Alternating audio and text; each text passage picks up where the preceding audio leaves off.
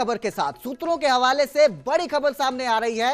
हरियाणा सरकार special session बुलाएगी। एक दिन का ये स्पेशल सेशन बुलाया जाएगा जिसमें महिला आरक्षण बिल को लेकर चर्चा होगी। महिला आरक्षण बिल को लेकर स्पेशल सेशन बुलाया जा सकता है। बड़ी खबर आ रही है सूत्रों के हवाले से।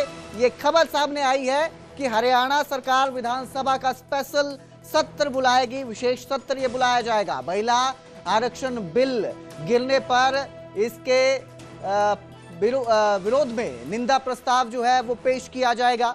कल हरियाणा कैबिनेट की अहम बैठक है और इस कैबिनेट की मीटिंग में सेशन की तारीख पर मुहर लग सकती है। बड़ी खबर आपको दे रहे हैं। विधानसभा सेशन का विशेष सत्र जो है वो बुलाया जा सकता है विधानसभा का, और यह महिला आरक्षण बिल को लेकर बुलाया जाएगा। जिस तरह से बिल गिरा है उसके बाद निंदा प्रस्ताव इसमें पारित किया जा सकता है। बड़ी खबर है सूत्रों के हवाले से। ये खबर सामने आ रही है कि कल कैबिनेट की जो बैठक है उस बैठक में स्पेशल सेशन की तारीख पर मुहर लग सकती है। मेरे सहयोगी अंकित दुदानी ज्यादा जानकारी के साथ जुड़े हैं। जी अंकित, स्पेशल सेशन बुलाया जा सकता है विधानसभा का महिला आरक्षण बिल को लेकर, क्या जानकारी इसको लेकर? बिल्कुल, जिस तरह से महिला आरक्षण का बिल संसद के अंदर गिरा उसके बाद भाजपा लगातार आक्रामक है और हर जगह जा जा करके प्रेस वार्ताएं की जा रही है। लोगों को, महिलाओं को बताया जा रहा है कि किस तरह से विपक्ष ने साथ नहीं दिया और विपक्ष ने साथ नहीं दिया, इस वजह से महिलाओं को काफी चोट पहुंची है।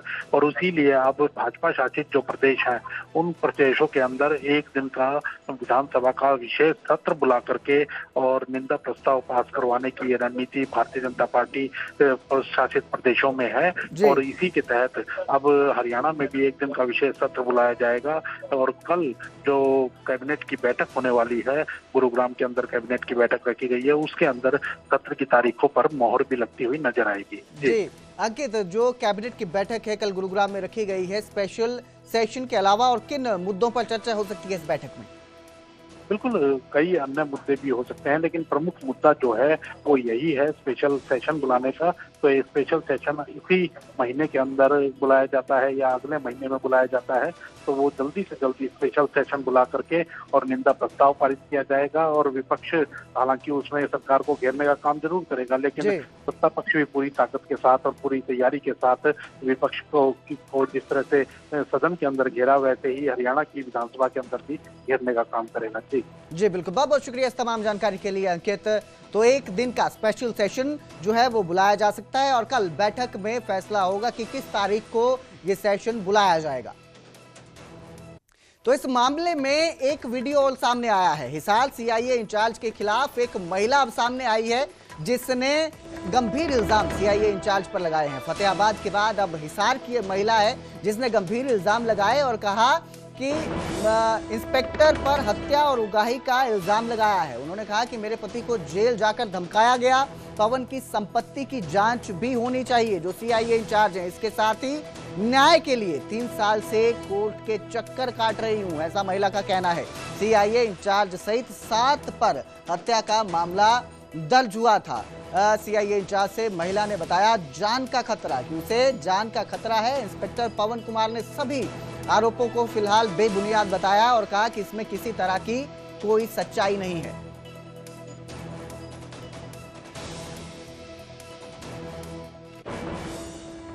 तो वहीं दुष्यंत चौटाला हिसार में महापंचायत करेंगे। 27 अप्रैल को हिसार में छात्र हित महापंचायत होगी। पंचकुला में जेजेपी ने पार्टी मीटिंग में यह बड़ा फैसला लिया। इसके साथ ही उन्होंने एक और यहां पर बात कही है। उन्होंने कहा कि इस मामले को लेकर जब उन्होंने डीजीपी से बात की तो डीजीपी ने उनका नंबर ब्लॉक कर दिया। यहां पर वो अपने फोन को दिखाते हुए डीजीपी को कॉल करते भी नजर आए थे। गंभीर इल्जाम लगाए। कहते हैं कि सरकार का डर नहीं है। 6 साथियों को बिना किसी वारंट के गिरफ्तार किया। यूनिवर्सिटी जो है वो राजनीतिक पार्टी का अड्डा बन चुकी है। 17 अप्रैल को सीआईए इंचार्ज से ये विवाद हुआ था और इसी को लेकर दुष्यंत चौटाला ने अब ये गंभीर इल्जाम लगाए हैं। इसके साथ ही महापंचायत का ऐलान किया है। कॉल करी और आपको हैरानी होगी, कल मैंने उनको मैसेज भेजा कि गुड इवनिंग जी, I tried calling you for last 3 days. Unfortunately, you are too busy to take calls or even have the courtesy to revert back. Let me know the best time to speak to you regarding my complaint. और आपको interesting चीज दिखाऊं, DG साहब ने block कर दिया। आज प्रदेश के अंदर सिटीजन्स का ब्यूरोक्रेसी से बात करने का तो अधिकार होगा, या ब्यूरोक्रेसी मुख्यमंत्री के कंट्रोल से बाहर होगी, या प्रदेश को ऐसे डीजीपी मिल गए जो जब कोई इस तरह के घटनाक्रम हो तो मैदान छोड़ के भाग जाते हैं। इससे तो कपूर साहब भी बेहतर थे, फोन तो उठा लेते थे। मैं तो उम्मीद रखता था कि नए जोश के साथ कुछ ना कुछ प्रदेश को मिलेगा, मगर इस तरीके से कतराना और बात करने से डरना और फिर नंबर ब्लॉक कर देना, ये तो सैनी साहब आपकी टीम की कमजोरी है। तो वहीं आज से प्रदेश में निकाय चुनावों के लिए नामांकन शुरू हो गए हैं। सुबह 11 बजे से दोपहर 3 बजे तक नामांकन किया जा सकता है। कांग्रेस 3 निगमों पर उम्मीदवार घोषित कर चुकी है, वहीं बीजेपी का पैनल भी फाइनल है और उम्मीद जताई जा रही है कि आज जो बीजेपी है वो अपने उम्मीदवारों का ऐलान कर सकती है। 25 अप्रैल तक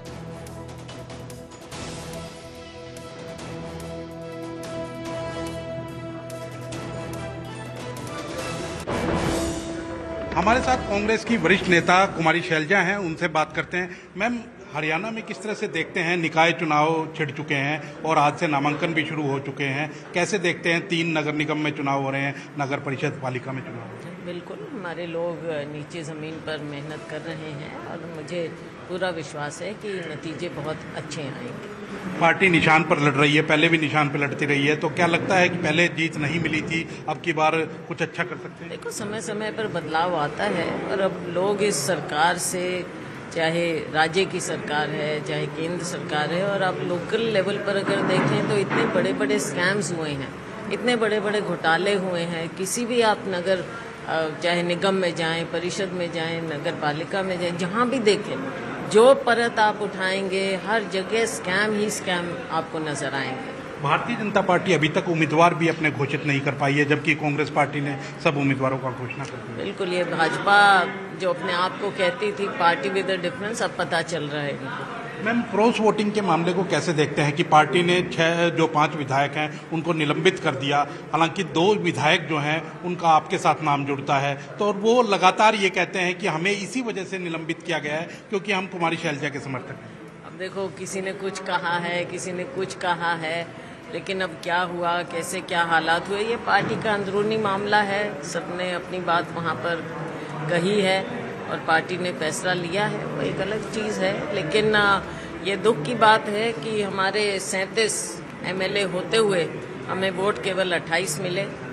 ये तो एक बहुत बड़े दुख की बात है। जो रेणु बाला हैं या शैली चौधरी लगातार ये कह रही हैं कि हम कुमारी शैलजा से भी गुहार लगाएंगे कि हमें गलत तरीके से सस्पेंड किया गया है, हमने वोट कांग्रेस पार्टी को दिया। हाँ, तो फिर पार्टी हाईकमांड देखे इस चीज़ को। क्या मानते हैं कि कोई कॉन्स्पिरेसी लग रही है आपको कि इस वजह से और सस्पेंड कर दिया गया? 4 जो विधायक थे, बहुत बड़ी कॉन्स्पिरेसी है ही। भाजपा ने पहले भी प्रयास किया इस तरह से, तो भाजपा तो हमेशा कोशिश करती है, चाहे सिटिंग MLAs हों, आप एक प्रदेश में देखो, दूसरे में देखो, भाजपा की हमेशा ये नीति रही है हर राज्य में। एक जिस तरह से विधानसभा का सत्र, विशेष सत्र बुलाया जा रहा है, उसको आप कैसे देखते हैं? क्योंकि अभी नारी अधिनियम बिल जो गिर गया संसद के अंदर, अब हर बीजेपी शासित प्रदेश के अंदर सेशन बुलाया जा रहा है। कुछ नहीं है, राजनीति कर रही है भाजपा। और इस पर आप ये बता दीजिए, अब जो इतना बड़ा ये दिखा रहे हैं, देश में बवाल उठा रहे हैं, ये तो आरक्षण बिल तो पारित हुआ पड़ा था, क्यों नहीं इन्होंने लागू किया? अब क्या दिखाना चाह रहे हैं भाई? 23 में हुआ ना, पारित हुआ, 23 से अब तक 26 तक क्या भाजपा सो रही थी? महिला के अधिकार का क्या हुआ था तब? क्यों नहीं देना चाह रहे थे वो अधिकार? 543 पर क्यों नहीं दिया? और अब जब नया सेंसस आ गया तो सेंसस को आने दीजिए, उसकी फाइंडिंग आने दीजिए। किसने विरोध किया है महिला आरक्षण का? महिला आरक्षण के सबसे बड़े विरोधी भाजपा ही है। भाजपा के नेता कह रहे हैं कि जिस दिन बिल गिरा उस दिन कांग्रेस के नेता हंसी टिटोली कर रहे थे। इनके कहने को छोड़ो ना, इनका तो रोज देख लीजिए, रोज ड्रामा करती है भाजपा। तो महिलाओं के नाम पर, महिलाओं के पल्लू के पीछे छिप रहे हैं अब अपने असलियत छुपाने के लिए। तो बिल्कुल आप देख सकते हैं कुमारी शैलजा जो कांग्रेस की वरिष्ठ नेता हैं, वो हमारे साथ थी और उनका यही कहना है कि निकाय चुनाव हो तो वो वहाँ कांग्रेस अच्छा करेगी अब की बार, पिछली जो गलतियां हैं उनसे सीखती है। वहीं अगर बात की जाए क्रॉस वोटिंग की, तो उन्होंने कहा कि पार्टी ने जो फैसला लिया है वो सोच समझ कर लिया है। और वहीं नारी अधिनियम जो बिल गिरा है उसमें यही कहना है कि बीजेपी केवल राजनीति कर रही है और इसी वजह से ये केवल घड़ियाली आंसू बहा रहे हैं। कैमरामैन विनोद के साथ अंकित दुधानी।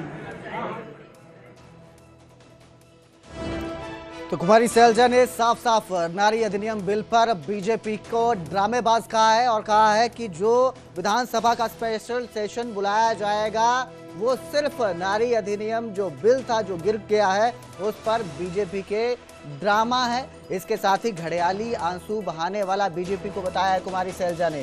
निकाय चुनावों पर भी उन्होंने साफ कहा है कि वो अपने उम्मीदवारों को खड़े कर रहे हैं। उम्मीद है कि वो उनका प्रत्याशी जो है चुनाव जीतेगा। तो 13 मई को हरियाणा निकाय चुनाव के नतीजे आएंगे, 10 मई को इसके लिए वोटिंग होगी।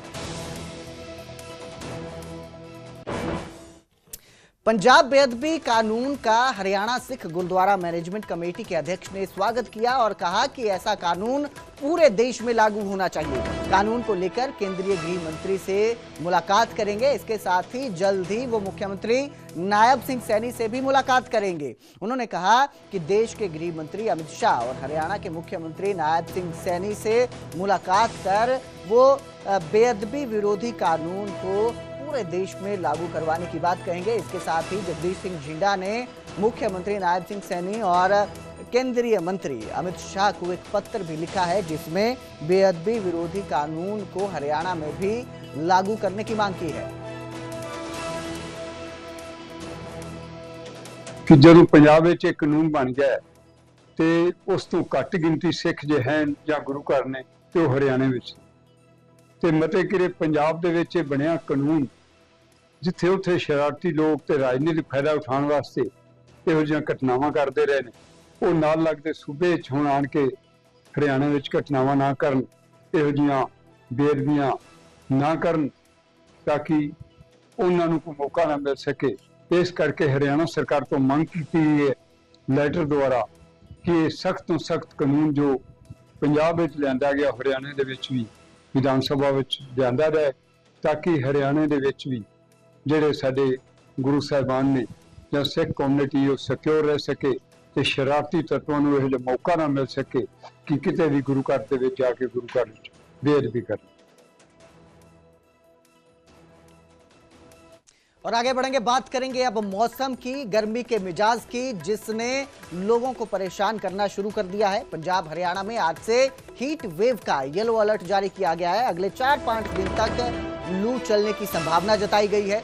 25 अप्रैल तक हीट वेव को लेकर येलो अलर्ट जारी किया गया है।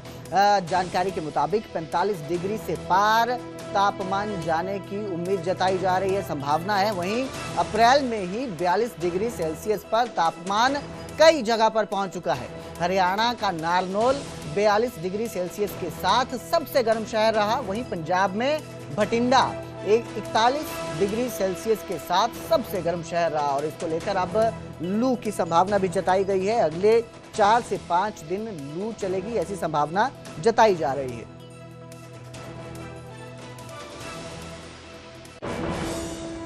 तो उधर झज्जर में खेतों में भीषण आग लग गई। गांव बिलधाना में 20 एकड़ गेहूं की फसल जलकर राख हो गई।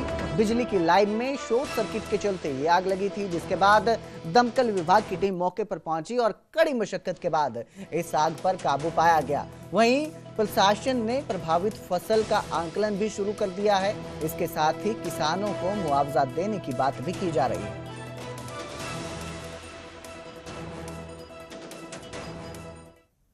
यमुनानगर के छछरौली बाजार में जिला प्रशासन ने अतिक्रमण हटाने को लेकर बड़ा एक्शन लिया।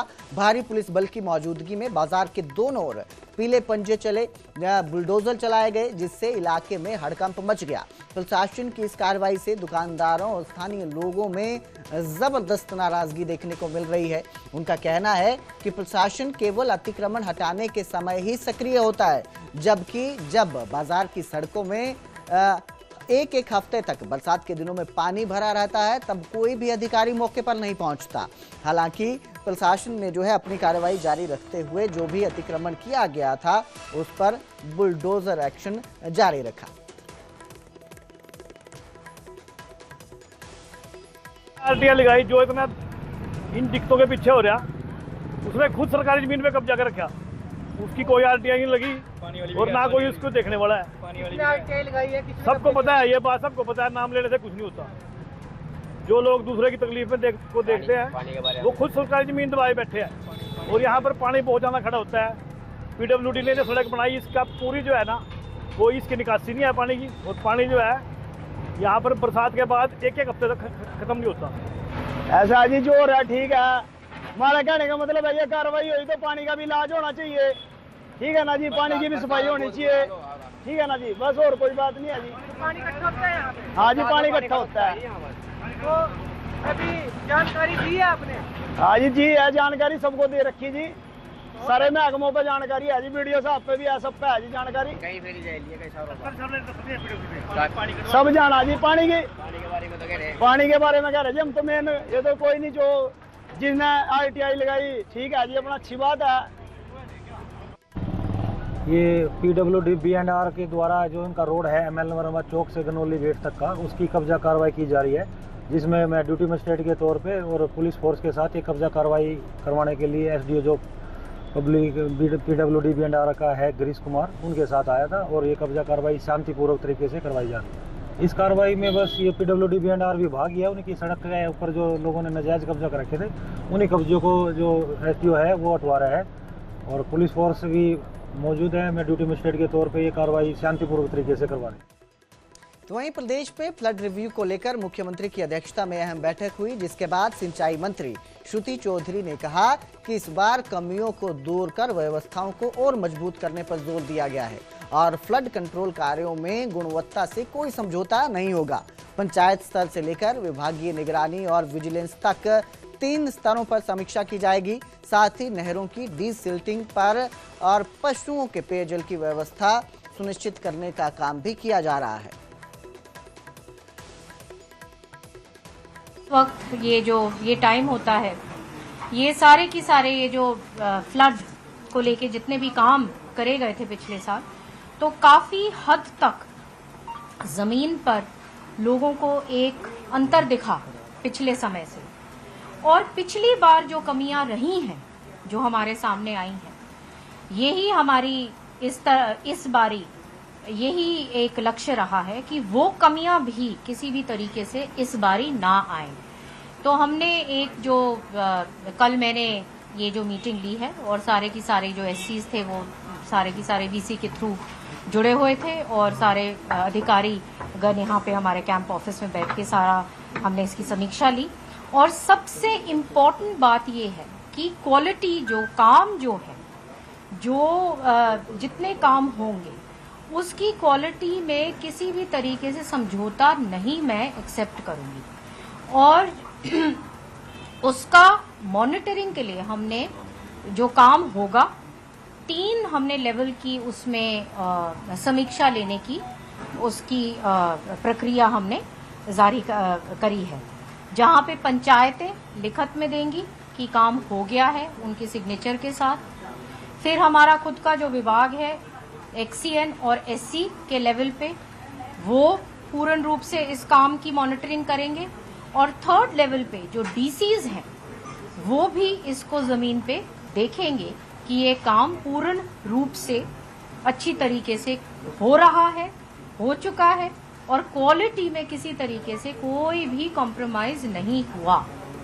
और इसके अलावा जो हमारी जो विजिलेंस का जो विंग है इरिगेशन डिपार्टमेंट का, वो बहुत एक्टिवली देखेगा सारी जगह जो सैंपलिंग है, सारे जो इंस्पेक्शंस हैं जो अचानक होंगे, और जो हम एक और इसके अलावा विजिलेंस के अलावा हमने एक कमेटी ऑफिसर्स की गठित करी है, वो भी ये काम करेंगे जो विजिलेंस अलग से लगेगा और ये ऑफिसर्स की टीम अलग से लगेंगे। जहाँ तक उनका सवाल है, अब पंजाब के अंदर इलेक्शन है तो वो खाली आई बॉल्स ग्रैब करने का सारा काम जो है वो करने में बहुत माहिर हैं। हमने तो दिल्ली में उन्हें देखा है, तो वही पंजाब में अब होने जा रहा है। तो फिर नेचुरली ये सारी जो है वो कहते हैं ना उछल कूद हो रही है कि किसी तरह से जो है लोगों के जहन में रहें। लेकिन दिल्ली के अंदर लोगों ने दिखा दिया उनको कि उन्होंने जिस नाम से वोट मांगी थी 10 साल उनको दिए और खुलकर दिए, और जो दिल्ली का हाल उन्होंने करा वो बड़ा दुर्भाग्य की बात। आरोप लगाने में कांग्रेस सबसे अव्वल है, क्योंकि जब धरातल पर कुछ रहता नहीं तब तो आरोप लगेंगे ही। कल ही मैं देख रही थी मैं प्रेस कॉन्फ्रेंस के लिए जब आई थी, हिमाचल के अंदर इनके 72 ब्लॉक्स हैं, कांग्रेस के 72 ब्लॉक्स के अंदर एक भी महिला को जो है ब्लॉक प्रधान नहीं बनाया गया।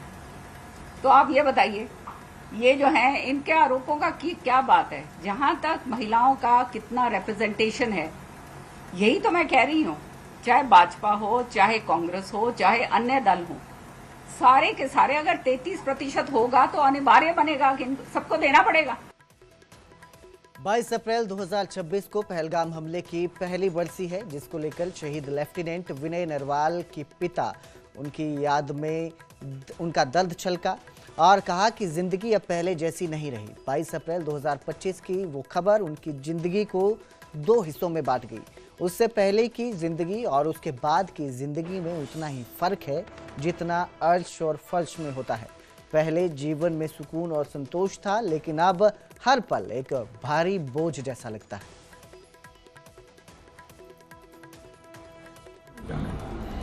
अब 22 तारीख को जब मैंने ये बुरी खबर सुनी, मेरे पास इतला आई, उससे पहले की लाइफ और उसके बाद की, तो जैसे अर्श और फर्श में फ़र्क होता है वो वाला काम है इसमें। उससे पहले निश्चिंत थे हम ज़िंदगी में, अपनी ज़िंदगी में खुश थे और सब भगवान की कृपा से सब ठीक था। पर लेकिन वो सैड न्यूज़ और बैड न्यूज़ सुनने के बाद इतना अंतर होगा कि भाई जैसे कहते हैं ना, पैर पाँव के नीचे से ज़मीन खिसक जाना, वो तो बहुत छोटा है। जैसे प्रलय के बारे में हम पढ़ते हैं अपने धार्मिक ग्रंथों में, जहाँ समुद्र था वहाँ तो भाई पहाड़ हो गए, जहाँ पहाड़ थे वहाँ उतने गहरे समुद्र हो गए। तो ज़िंदगी में इतना अंतर आ चुका है कि पहले कैसे मतलब स्मूथ थी लाइफ, और उसके बाद क्या है कि पल काटना मुश्किल हो जाता है इस दुख के साथ। और बीइंग मतलब हेड ऑफ फैमिली होते हुए अपने बूढ़े पेरेंट्स को संभालना, बच्ची को संभालना, अपनी वाइफ को संभालना, ये मेरे लिए और भी टफ है। हरियाणा प्राइम में फिलहाल इतना ही। बाकी की खबरों के लिए देखते रहिए न्यूज़ 18 पंजाब, हरियाणा, हिमाचल।